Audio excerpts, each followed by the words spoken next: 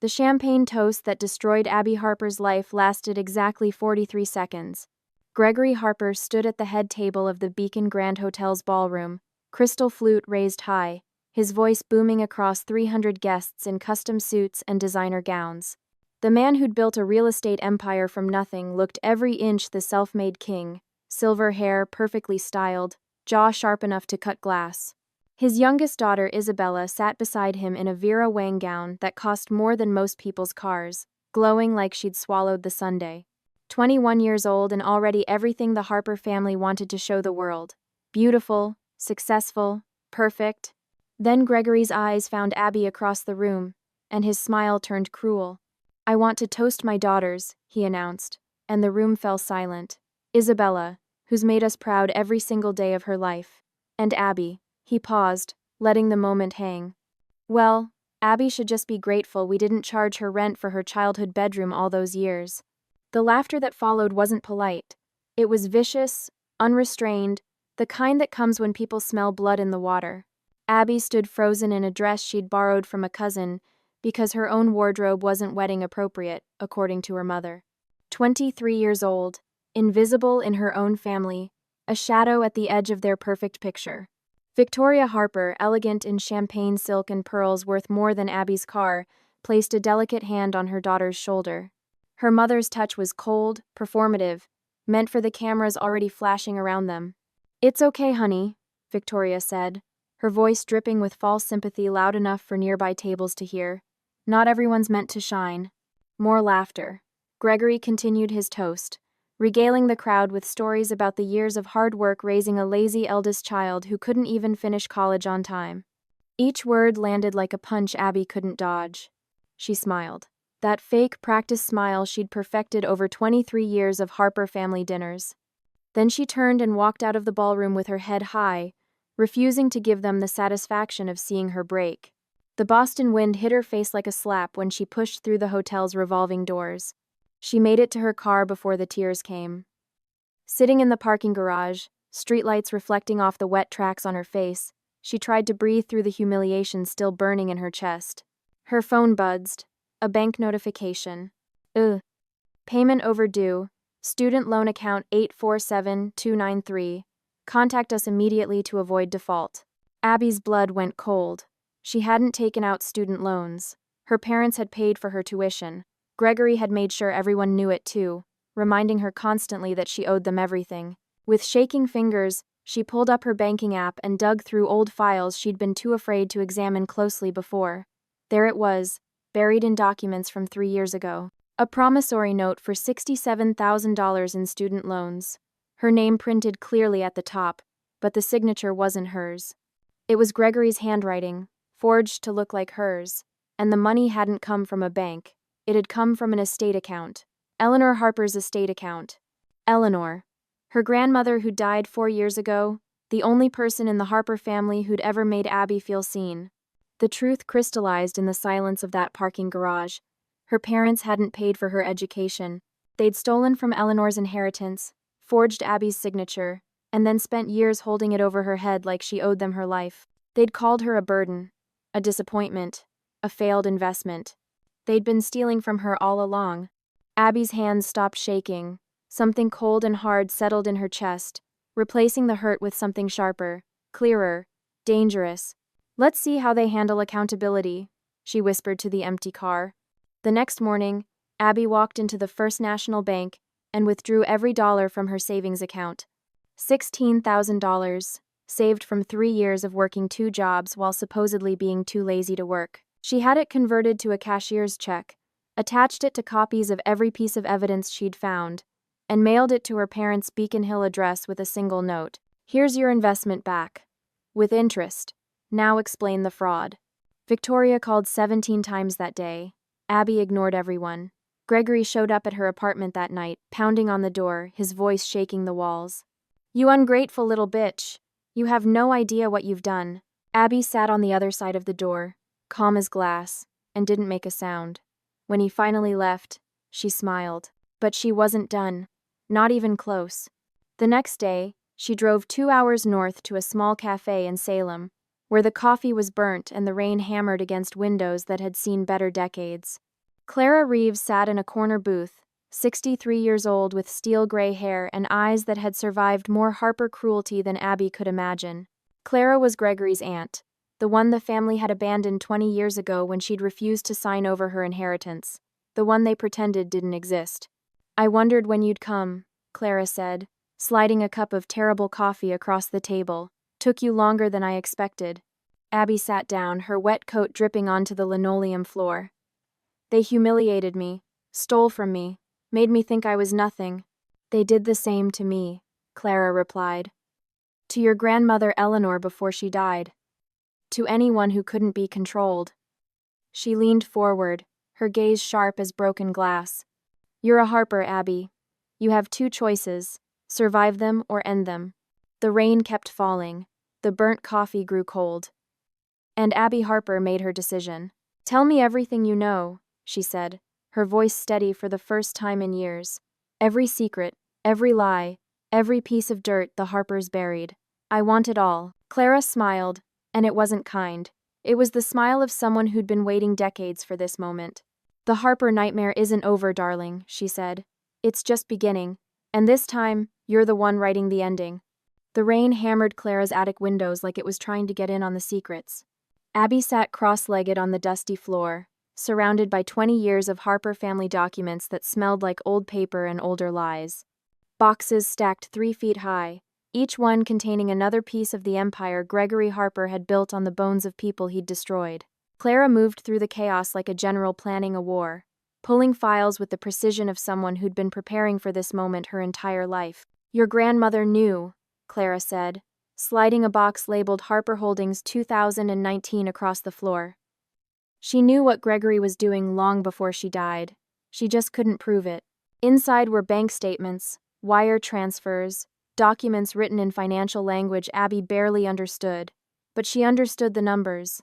Hundreds of thousands of dollars moving from Eleanor Harper's personal accounts into something called Harper Holdings Overseas Division. Money that should have been Eleanor's. Money that should have been part of her inheritance. Money Gregory had been siphoning for years. Abby's hands shook as she photographed every page with her phone. Evidence. Real, solid, prosecutable evidence. That's when she found it, tucked between 2 folders like it had been waiting for her all along.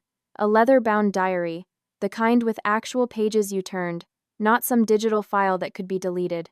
Eleanor's handwriting covered the first page, shaky but powerful, written 3 months before she died. "Gregory's hunger for power frightens me. The family name means nothing if it's built on deceit. I've tried to talk to him, to make him see reason, but he looks at me like I'm already dead. Like I'm just an obstacle between him and what he wants." Abby's vision blurred. She could hear her grandmother's voice in every word, could picture her sitting at her desk in that house on Commonwealth Avenue, writing by lamplight, trying to document the truth before it disappeared. "Victoria enables him. Isabella worships him. And Abby, my sweet Abby, they've made her believe she's worthless. But she's the only one with Eleanor Harper's spine. The only one who might survive what's coming." The words broke something in Abby's chest. Eleanor had seen her, had believed in her, had known she was strong even when Abby herself didn't. Clara's hand landed on her shoulder. "Your grandmother left you more than money, kid. She left you ammunition." While Clara continued tracing the financial trail through offshore accounts and shell companies, Abby shifted her focus to something more immediate. Isabella. Her perfect sister, the golden child, the one who'd stood beside Gregory at that wedding and laughed while Abby was humiliated in front of 300 people. Abby pulled out her phone and opened Instagram. Isabella's feed was a masterpiece of manufactured happiness. Honeymoon photos in Bali, designer shopping trips, her husband Ryan Mills looking like he'd stepped out of a cologne ad. Ryan Mills, 26 years old, heir to a pharmaceutical fortune, the kind of guy who'd never worked a real day in his life. Boston Magazine had called them the perfect power couple just last month, but Abby had learned something important about perfect things. They always had cracks if you looked close enough. She spent 3 hours digging through social media, following tags, checking locations, cross-referencing timestamps. And there it was, hidden in plain sight. Ryan Mills, tagged at the Back Bay Hotel at 11 p.m. on a Tuesday. Isabella had been in New York that night for a business meeting, according to her own posts. But someone else had been at the Back Bay Hotel that same night, Melissa Chen, Isabella's personal assistant. 24 years old, beautiful, always 3 steps behind Isabella in every photo like a loyal shadow. Except in the blurry background of a photo someone else had posted from the hotel bar, where Ryan Mills had his hand on Melissa Chen's waist, both of them laughing like they owned the world. Abby saved everything. Screenshots, timestamps, location data. Every piece of evidence that proved Isabella's perfect marriage was built on the same kind of lies as everything else in the Harper family. Every Harper has a secret, Abby said, her voice cold as the rain still battering the windows, and I'm going to collect them all. The next morning, Abby had to go to Harper Holdings headquarters to pick up some of Eleanor's personal effects the family had forgotten to give her. The building was all glass and steel, Gregory's monument to himself rising 47 stories above downtown Boston. She was standing in the marble lobby when she heard the voice. Abby, is that really you? She turned and saw Julian Harper walking toward her, 31 years old and looking like a Brooks Brothers ad, tall, handsome, wearing a suit that probably cost 3 months of her rent.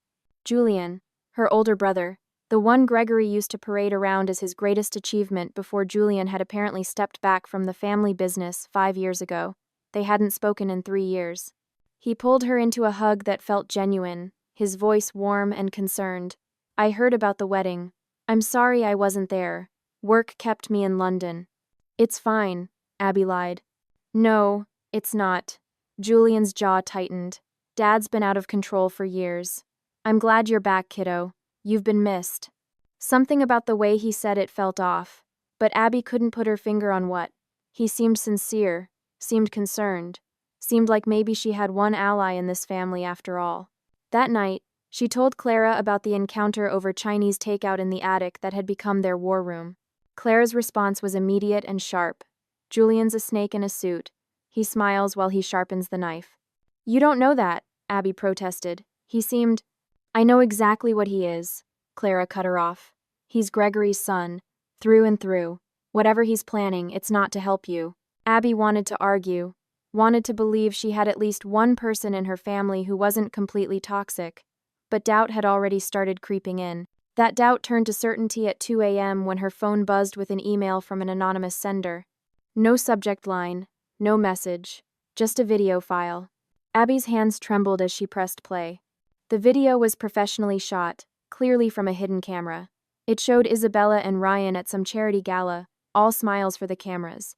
Then it cut to Ryan in a hotel room, Melissa Chen in his arms, both of them very clearly not just working late. Abby sat there in the darkness, staring at evidence she'd been searching for, evidence that had just been handed to her on a silver platter. Someone else was playing this game, someone who wanted her to destroy Isabella. Someone who knew exactly what Abby was planning and wanted to help, or wanted to control her. The question that kept her up all night, staring at the ceiling while rain drummed against the roof, was simple and terrifying. Who was manipulating whom? And when this was all over, who would be left standing? The video dropped at 9 a.m. on the same day Isabella Harper was being honored as Boston's Businesswoman of the Year. By 9:03, it had 17,000 views. By 9:15, every major news outlet in New England was running the story. By 9:30, Isabella's perfect world was burning to the ground in real time. The footage was crystal clear. Ryan Mills and Melissa Chen in that hotel room, their affair documented in high definition for the whole world to see. No room for denial, no way to spin it. Just pura, devastating truth. Isabella's acceptance speech was scheduled for noon at the Fairmont Copley Plaza. Abby sat in a coffee shop 3 blocks away, espresso growing cold in front of her, watching the carnage unfold on her laptop. The Boston Globe, Harper heiress's marriage in shambles amid cheating scandal. The Herald, Businesswoman of the Year? More like homewrecker's wife. Social media was even more brutal. The comments section was a feeding frenzy, everyone who'd ever envied Isabella Harper now celebrating her downfall with savage glee. Abby should have felt triumphant, should have felt vindicated. But sitting there watching her sister's life explode, she just felt hollow. Her phone rang. Victoria, 13th call in an hour. This time, Abby answered. Please. Her mother's voice was raw, desperate, nothing like the cold elegance Abby had grown up with. Please, Abby, you have to stop this. You're destroying your sister. You're destroying this family. Abby took a slow sip of cold coffee, letting the silence stretch until it hurt. Family doesn't mean forgiveness, Mom, she said finally, her voice steady as stone. It means accountability. She hung up, blocked the number, went back to watching the world dissect Isabella like a science project. By 2 p.m., Isabella had withdrawn from the award ceremony. By 3 p.m., Ryan Mills had released a statement through his lawyer. By 5 p.m., divorce papers were filed. The perfect Harper daughter, reduced to tabloid fodder in 8 hours. Gregory was reportedly locked in his study, throwing things. Victoria had taken to her bed with exhaustion, and Abby sat in that coffee shop, wondering why revenge tasted so much like ash. That evening, Clara showed up at her apartment with a laptop and a look that meant trouble. Found something, she said, setting up at Abby's kitchen table without being invited. Old voice recording from Eleanor's files. Took me 3 days to restore it, but I got it. She pressed play. Gregory's voice filled the small apartment, younger but unmistakable. We need to revise Eleanor's will before she changes her mind. She's getting sentimental about Abby, talking about leaving her the Brookline property. Another voice responded, male, calm, calculating. I can handle the paperwork. We just need her signature when she's medicated enough not to read carefully. You're sure about this, Jay? This is fraud. If it comes out, it won't come out. Trust me, Dad. I've got this covered.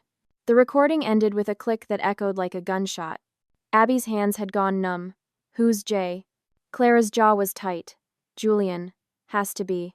Who else would call Gregory Dad and have access to Eleanor's legal documents? No.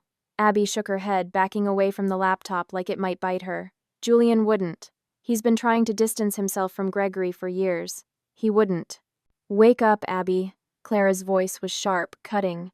Your brother is exactly like your father. He just hides it better. Abby wanted to argue. Wanted to defend Julian, to believe she had one person in this family who wasn't completely rotten. But that voice on the recording had been so casual about fraud, so comfortable with betrayal. Still, she needed to know for sure.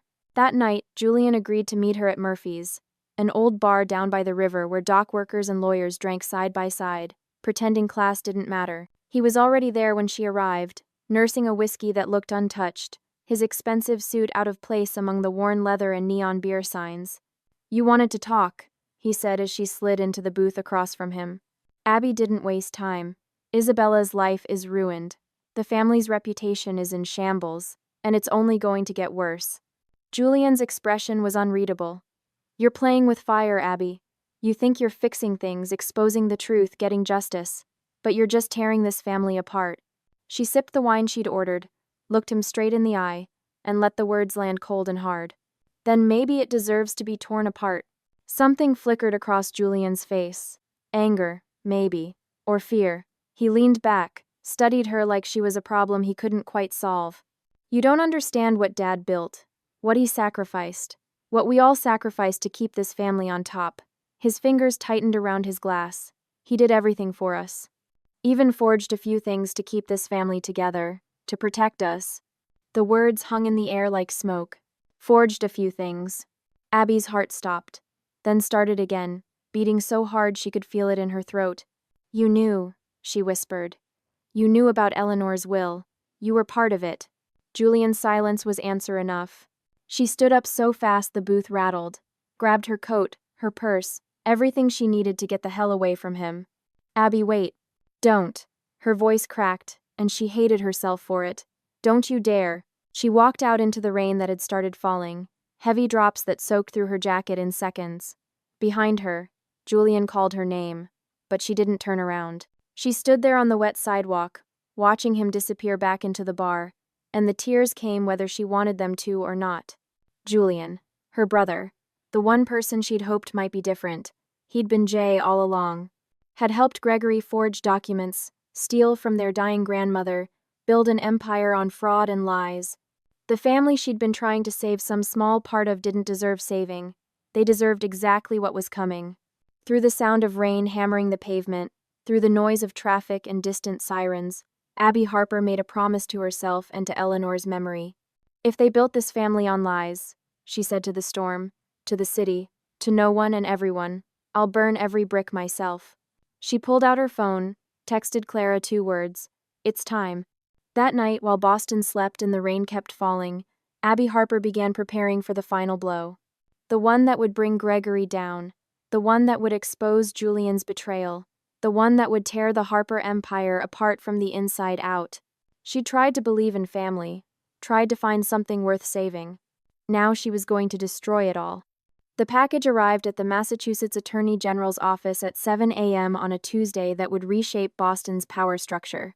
Inside were 247 pages of evidence, forged documents bearing Eleanor Harper's signature, bank transfers showing millions moved from her estate to offshore accounts, audio recordings of Gregory and Julian discussing fraud like they were planning a dinner party, and a cover letter from Abby Harper that read simply, "My family called this legacy, I call it theft." By 8 a.m., copies had been sent to the Boston Globe, the Herald, and every major financial news outlet in New England. By 9 a.m., the story was everywhere. Harper Holdings founder under investigation for estate fraud. The Harper scandal. Boston dynasty built on forgery and lies. Breaking. Gregory Harper accused of defrauding deceased mother's estate. The company's stock began to fall at 9:30 when the market opened, down 12% in the first hour, down 27% by lunch. By closing bell, Harper Holdings had lost 43% of its value, wiping out billions in shareholder wealth. Gregory's carefully constructed empire was collapsing in real time, and the whole world had front-row seats. Abby watched it all from Clara's attic, her laptop showing a dozen news streams simultaneously. Reporters camped outside Harper Holdings headquarters, shareholders screaming for Gregory's resignation. Federal investigators already moving to freeze accounts. Her phone rang constantly. Victoria, Isabella, even Julian. She ignored them all. Until Victoria's 37th call, when Abby finally answered. "Please," her mother sobbed, the elegant composure completely shattered. "Please, Abby, you have to stop this. Withdraw the accusations. Say you made a mistake. Say anything. They're going to arrest your father." Abby's voice was cold as January ice. "Good.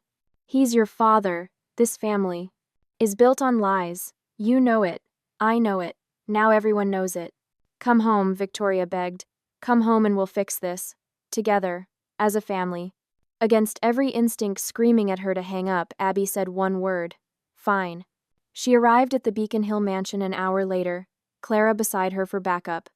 The house that had once symbolized Harper power now looked like a mausoleum, every window dark except for the chandelier blazing in the front room. Victoria met them at the door, and Abby barely recognized her. Hair unwashed, makeup smeared, wearing a bathrobe at 3 p.m. The woman who'd always been picture perfect looked like she'd aged 20 years in a week. "Thank God," Victoria whispered, reaching for Abby. "Thank God you came." Abby stepped past her mother's outstretched arms and walked into the living room where she'd spent 23 years learning she wasn't enough. The room was still decorated with Isabella's wedding photos. The same wedding where Gregory had humiliated her in front of 300 people. The same night this had all started. Victoria followed her, trembling, desperate. "The lawyers say if you withdraw your statement, claim you were mistaken about the documents, they might drop the investigation. It's not too late to save him, to save us."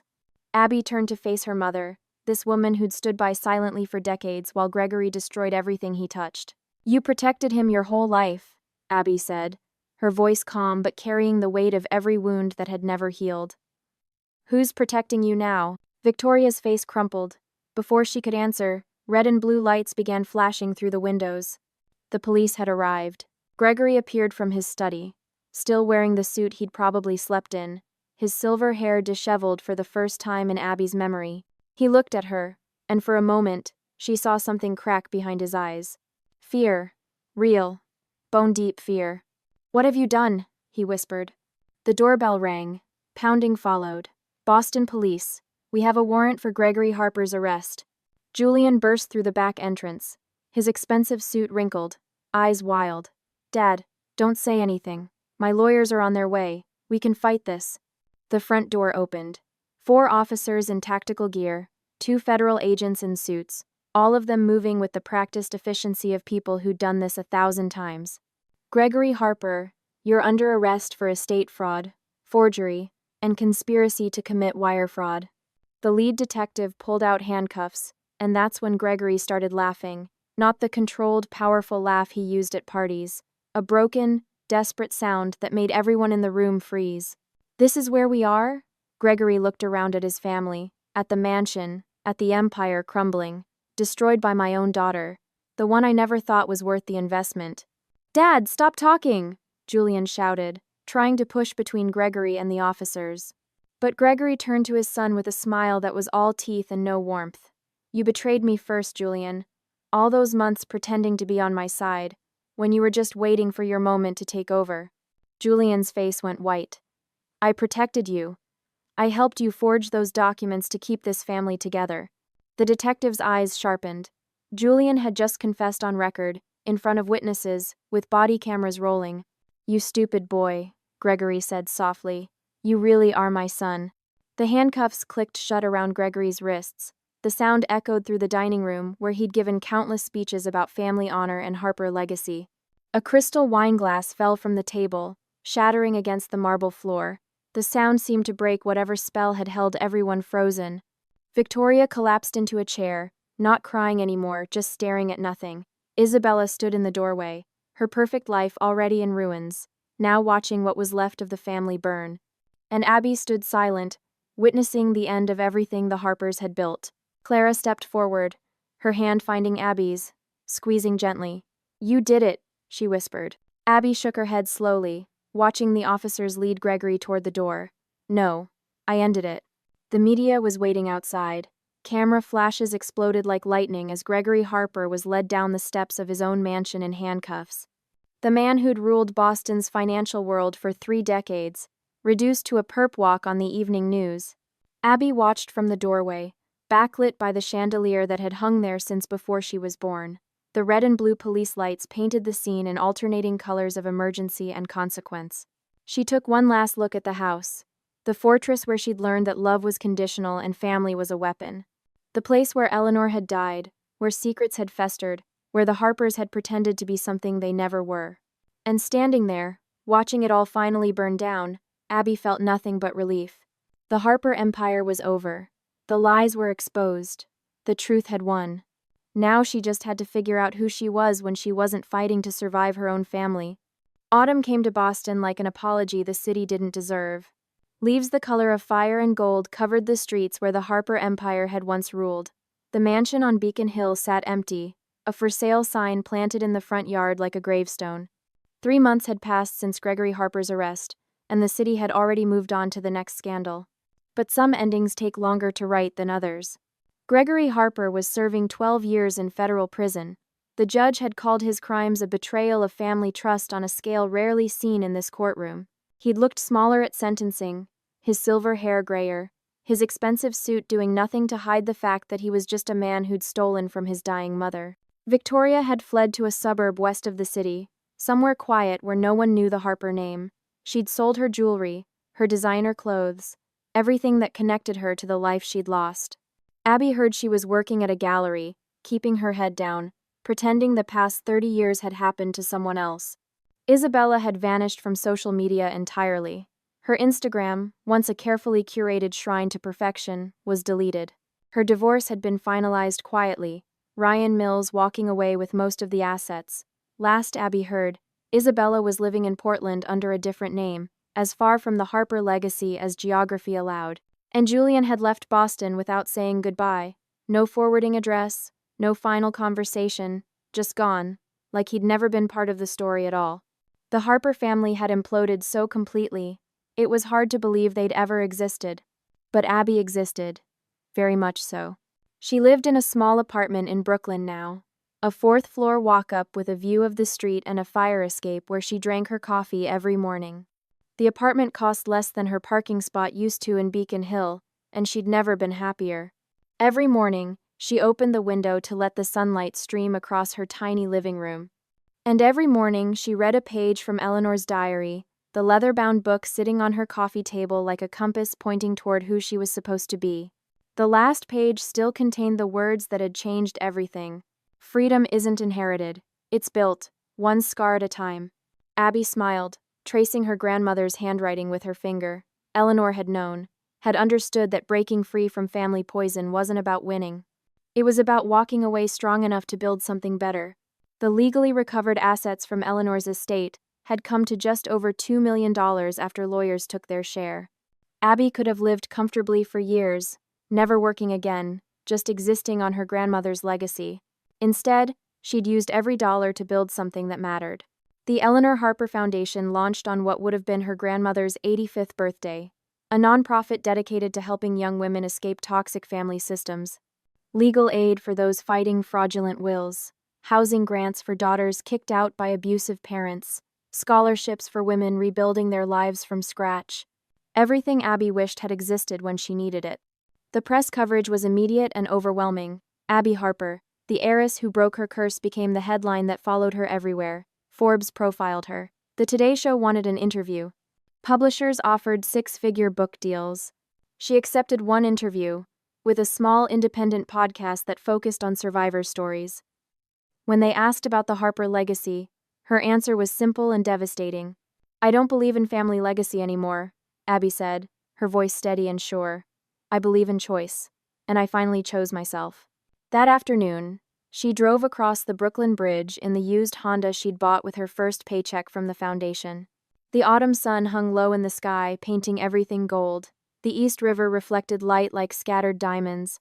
The city stretched out before her, full of possibilities that had nothing to do with the Harper name. Wind whipped through her open windows, tangling her hair, and she laughed. Really laughed. The kind of laugh that comes from somewhere deep, somewhere that had been locked away for 23 years. Her phone sat silent in the cup holder. No calls from Victoria begging for reconciliation. No texts from Isabella asking for help. No emails from Julian pretending the past could be erased. Just silence. Just freedom. Just the sound of her own life, finally belonging to her. As she drove, her voice echoed in her mind. The words she'd been rehearsing, the truth she'd been building toward her entire life. They tried to define me as a failure. Called me the boring investment, the disappointment, the daughter who'd never amount to anything. The bridge stretched out beneath her wheels, steel and stone holding her above the water, carrying her toward whatever came next. But I turned every insult into a stepping stone, every wound into wisdom, every moment of humiliation into fuel. The sun dipped lower, the city glowing in that perfect autumn light that makes even broken things look beautiful. I'm not the broken Harper. I'm not the forgotten daughter. I'm not the family disappointment. She crossed into Manhattan, the skyline rising before her like a promise. I'm the free one. The camera pulls back slowly, showing the small Honda on the massive bridge, one young woman among millions in a city that doesn't care about your last name or your family's sins. Abby Harper, 23 years old, strong, alone, but finally, completely free. The toxic family that tried to destroy her was nothing but ash now. The empire built on lies had crumbled. The people who'd called her worthless had been proven wrong in the most public way possible. But this wasn't about them anymore. Hadn't been for months. This was about a woman who'd walked through fire and come out the other side carrying nothing but the truth and her grandmother's diary. This was about choosing yourself when everyone else had given up on you. This was about building freedom, one scar at a time, exactly like Eleanor had written. The light covers everything as the sun sets behind the city, golden and warm and full of possibility. A new chapter, a new life, a new Abby, stepping out of the shadows her family cast and into the light she'd built herself. The Harper curse was broken, the legacy was destroyed, the toxic past was finally, truly over. And Abby Harper was just beginning. If you've ever felt defined by your family's expectations, if you've ever been called a disappointment by people who should have loved you, if you've ever wondered if breaking free was possible, remember Abby's story. Sometimes the bravest thing you can do is choose yourself over the family that tried to break you. Your story doesn't end with their judgment. It begins when you walk away. Drop a comment and tell me what freedom means to you. And if Abby's journey moved you, hit that subscribe button because we're just getting started with stories of courage, liberation, and the power of choosing yourself.